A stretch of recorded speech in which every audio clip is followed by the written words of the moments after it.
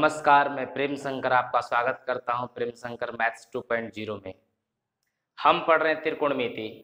त्रिकोणमिति में 8.1 के प्रश्न 1 से लेकर के 8 तक के प्रश्नों को हमने पिछली वीडियो में किया है। इस वीडियो में हम 9 से 11 तक के प्रश्नों को करेंगे। अगर आपने हमारे चैनल को सब्सक्राइब नहीं किया है तो कृपया सब्सक्राइब कीजिए। दोस्तों के पास जितना से जितना हो सके ज़्यादा आप शेयर कीजिए। आइए देखते हैं क्वेश्चन।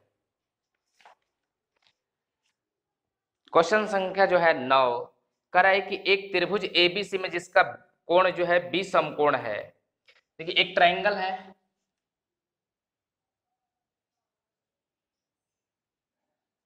ए बी सी, इसका जो है बी 90 डिग्री है और इसमें दिया है हमें कि tan A बराबर 1/√3। हमें निकालना है पहला number sin A into cos C plus cos A into sin C। प्रश्न संख्या दूसरा इसी में है कि cos A into cos C minus sin A into sin C, ये हमें ज्ञात करनी है। आइए देखते हैं इसको। सबसे पहले हमें दिया क्या है tan A।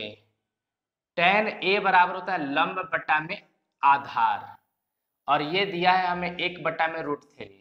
लंब का मान 1, तो A के सामने लंब होता है, 90 के सामने वाले को कर्ण कहते हैं। A के सामने A की बात चल रहा है तो A के सामने वाला लंब, तो लंब हमारा 1, आधार कितना है √3, तो कर्ण हम निकाल पाएंगे। कर्ण बराबर होता है अंडर रूट लंब का स्क्वायर प्लस आधार का स्क्वायर। अंडर रूट, अगर यहां से आप देखिएगा लंब हमको लंब 1 है तो लंब 1 का स्क्वायर प्लस √3 का स्क्वायर कीजिएगा तो अंडर रूट 1 का स्क्वायर 1, 3 का √3 का स्क्वायर 3 × 9 और 9 का वर्गमूल होता है तो 3 हो जाएगा। 3 और 1 4 और 4 का मान कितना होगा 2।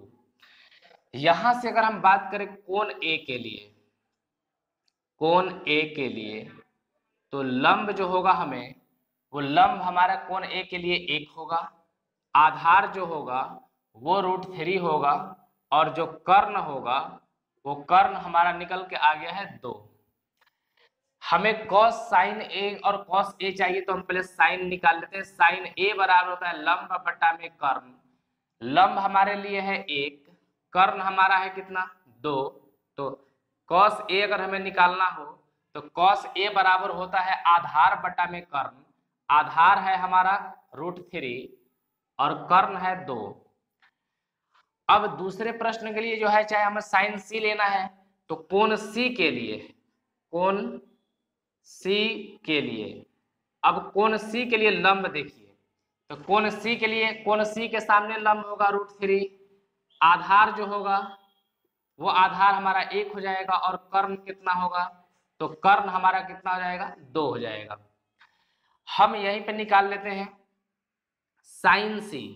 sin C होता है लंब बटा में कर्ण। C के सामने लंब कितना होगा √3, कर्ण कितना होगा 2।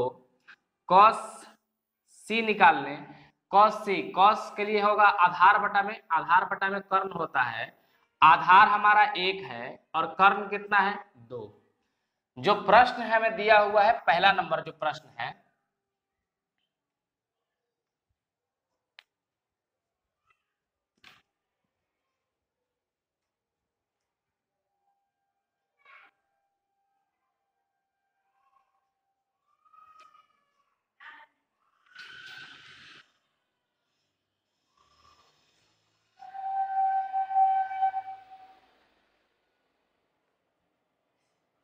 जो पहला नंबर जो प्रश्न है वो है sin A into cos C plus cos A into sin C।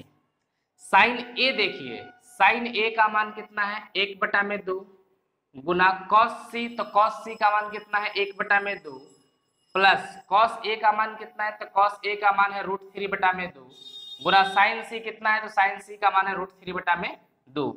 1 × 1 बराबर 1, 2 दूनी 4 प्लस 3 दिया 9 का वर्गमूल 3, 2 दूनी 4, नीचे का जब सेम हो तो जोड़िएगा इसको, तो 1 + 3 और ये हो जाएगा 4/4, कट के हो जाएगा हमारा 1। इसका मान हमारा जो पहला है उसको मान आया 1। दूसरा प्रश्न को हम यहाँ पे देखते हैं। दूसरा प्रश्न हमारा इसी में था कि cos A × cos C minus sin A × sin C। cos A का मान कितना है, तो cos A हमारा √3/2 है, √3/2। cos C क्या है हमारा, तो cos C है हमारा 1/2 माइनस sin A जो है, sin A कितना है 1/2, 1/2 है।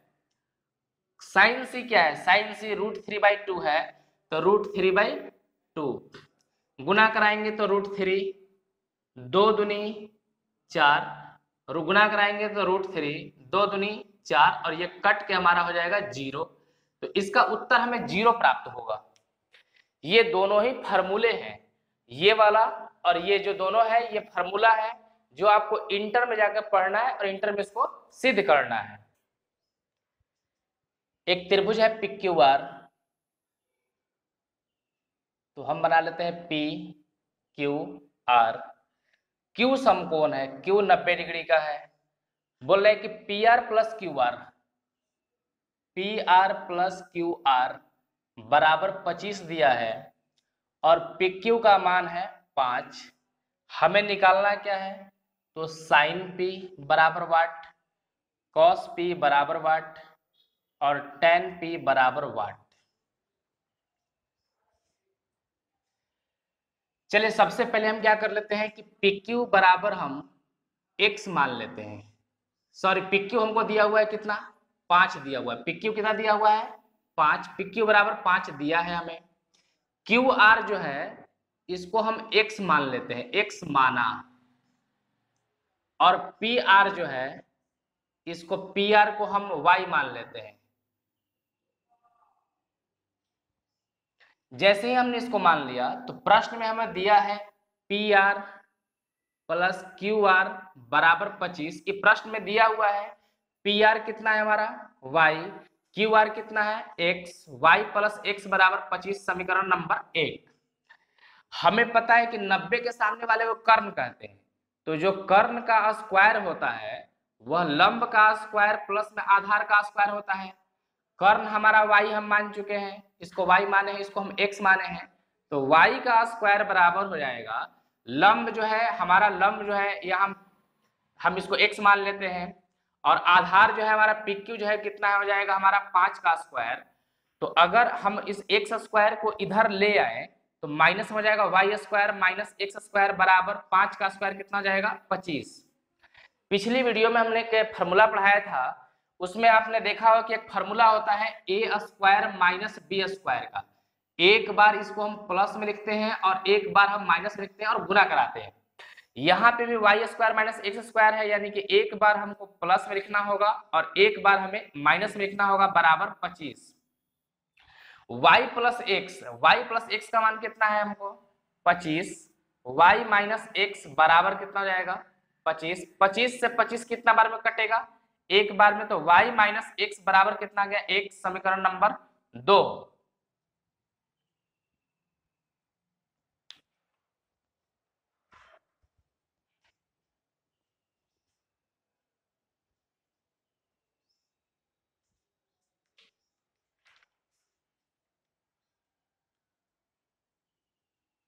अब समीकरण 1 और समीकरण 2 को जोड़ने पर, समीकरण 1 + 2 से समीकरण 1 में समीकरण 2 को हम क्या करेंगे, जोड़ेंगे। तो y + x बराबर 25, y - x बराबर कितना जाएगा 1। जैसे ही जोड़िएगा तो x से x कट जाएगा, y/2y, और 25 और 1 कितना जाएगा 26। y बराबर यहाँ से इसको काट लीजिएगा तो 13 बार में कट जाएगा, y के मान 13 आ गया। y का मान हम 1 में भर के निकाल लेते हैं। y का मान समीकरण 1 में रखने पर, समीकरण 1 जो है हमारा है समीकरण 1, y + x बराबर 25, y + x बराबर कितना है 25, y का वैल्यू कितना है 13 + x बराबर 25, तो x बराबर 25 माइनस 13 और ये हमारा आ गया 12। हमें माना था हमने क्या, PQ। तो अब आगे समझते हैं, यहां से हमें निकालना क्या है, साइन P। कोण P की बात कर रहा है, तो कोण P के लिए, कोण P के लिए लंब की बात कर ले, आधार की बात कर ले और कर्ण। देखिए कोण P के लिए लंब, P के सामने वाली भुजा को हम लंब कहते हैं और P के सामने क्या है हमारा x है, तो x का मान हमें प्राप्त हुआ है 12, यानी कि लंब 12 हो गया। आधार जो हो गया ये 5 हो जाएगा, तो आधार हमें 5 हो गया।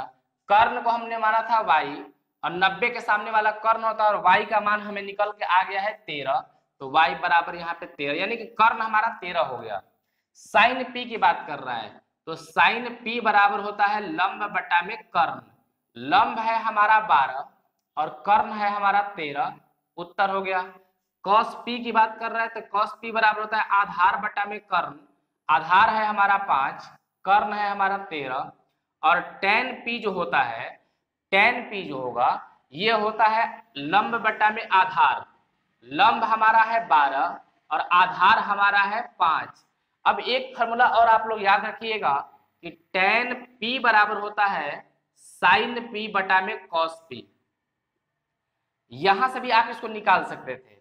sin P का मान आ गया 12 बटा में 13 बटा cos P का मान है 5 बटा में 13, 13 से 13 कट जाएगा और 12 बटा में 5 आ जाएगा।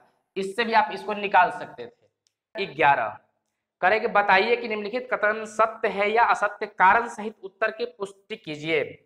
tan A का मान सदैव 1 से कम होता है। इसको समझने के लिए हम एक एग्जाम्पल लेते हैं। यहां पर हम A ले लेते हैं, A B C। हम यहां पे ले लेते हैं इसको हम 12, 5 और ये 13 होगा। आप जानते हैं कि लंब का स्क्वायर प्लस आधार का स्क्वायर बराबर कर्ण का स्क्वायर होता है। एक एग्जांपल के तौर पर हम इसको ले रहे हैं। जैसे आप देखिएगा कि यहाँ पे ये वेरीफाई कीजिए, तो 12 का स्क्वायर जो होगा, वेरीफाई करना है कि सही है कि नहीं, तो 12 का स्क्वायर प्लस 5 का स्क्वायर 13 के स्क्वायर के बराबर होना चाहिए। 12 का स्क्वायर 144 प्लस 5 का स्क्वायर 25 और 13 का स्क्वायर 169, जोड़िएगा तो 169 आपको सेम आ रहा है, तो ये सही है हमारा। अब यहाँ पे tan A निकालते अगर हम है, tan A, तो tan A क्या था, क्या है, लंब बटा में आधार। A के सामने लंब 12 बटा में आधार क्या हो जाएगा, 5 हो जाएगा। तो 5 से जब इसको भाग लगाइएगा 2.2 बटा में 5 हो रहा है। लेकिन क्वेश्चन में ये कर रहा है कि tan A का मान सदैव 1 से कम होता है, तो tan A का मान सदैव 1 से कम नहीं होता है। tan A का मान 1 से कम भी होगा, 1 से ज्यादा भी होगा। तो tan का मान जो होता है 1 से कम भी होता है, 1 से ज्यादा भी होता है और 1 के बराबर भी होता है। तो ये हमारा पहला जो कथन था ये असत्य था। दूसरा है कि कोण A के लिए किसी मान के लिए sec A बराबर 12 बटा 5 हो सकता है कि नहीं। प्रश्न संख्या 2 के लिए करें कि sec A का मान 12 बटा 5 हो सकता है कि नहीं हो सकता है। तो sec होता क्या है, कर्ण बटा में आधार। कर्ण कितना है हमारा, कर्ण कितना है 12, आधार कितना है हमारा, तो 5। यहाँ पे हम B और C ले लेते हैं, तो बिल्कुल हो सकता है, क्योंकि कर्ण जो होता है तीसरी भुजा हमेशा बड़ा होना चाहिए। तो ये बड़ा है, कुछ भी मान निकालेंगे तो यहाँ पे आ जाएगा। हमको आधार निकालना हो तो 12 का स्क्वायर में से 5 स्क्वायर कर देंगे, तो ये हमारा सत्य है, क्योंकि कर्ण हमेशा जो है बड़ा होना चाहिए। दो त्रिभुज के तीनों भुजाओं में कर्ण सबसे बड़ी भुजा होता है। प्रश्न संख्या 3, प्रश्न संख्या जो 3 है वो कह रहा है कि cos A कोण A के कोसेकेंट के लिए प्रयुक्त संक्षिप्त रूप है। तो कोसेकेंट, कोसेकेंट का संक्षिप्त रूप होता है कोसेक होता है। कोसेकेंट का संक्षिप्त रूप कोसेक होता है और कोसाइन का संक्षिप्त रूप जो होता है ना वो होता है कॉस। तो कोसेकेंट का संक्षिप्त रूप जो होता है कॉस नहीं होता है। इस प्रश्न में जो दिया हुआ था वो क्या था, असत्य था, वो कथन सत्य नहीं है। प्रश्न संख्या अब आगे 4 करें, कॉट ए का गुणनफल होता है कि नहीं। तो हमने पहले के वीडियो में बता चुके हैं कि जो कॉट ए होता है वो कॉट गुना ए के बराबर नहीं होता है, यह असत्य है। कॉट ए बराबर कॉट गुना ए, ये वाला भाग जो है ये असत्य है, ये वाला सही है।